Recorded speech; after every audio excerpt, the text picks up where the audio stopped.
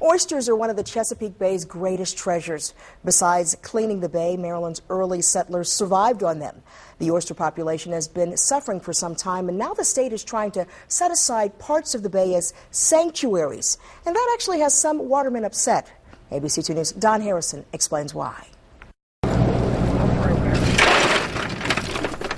The oyster population has been suffering for some time now.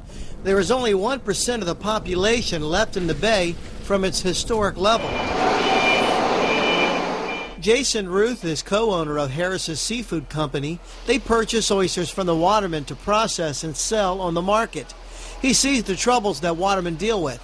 It's very tough. I mean, I'm sure you're aware of the economy we're in right now. I mean, we're taking hits from that side of it, along with taking the bottoms for sanctuaries away. It's very tough for these woodmen right now.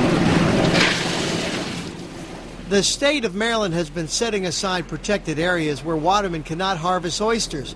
These sanctuaries allow the oysters to grow without being disturbed. Last year, only 9% of the productive bottom was set aside as a sanctuary. Now, the state has taken 25% of the bottom away from the watermen. Not only are you taking the percentage that they did take, but you're taking the prime areas, and it's two strikes against them right off the bat. The state says they're trying to think long term. Besides setting oyster bars aside for growing, they want to encourage more people to get involved in aquaculture. Aquaculture is a sort of underwater farming of oysters by hand.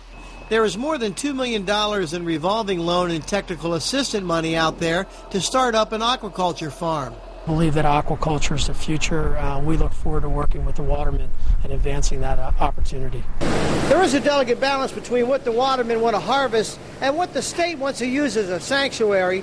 But as some watermen tell me, in this tough economy, taking anything away from them making a living hurts. At the Kid Narrows, I'm Don Harrison for ABC 2 News.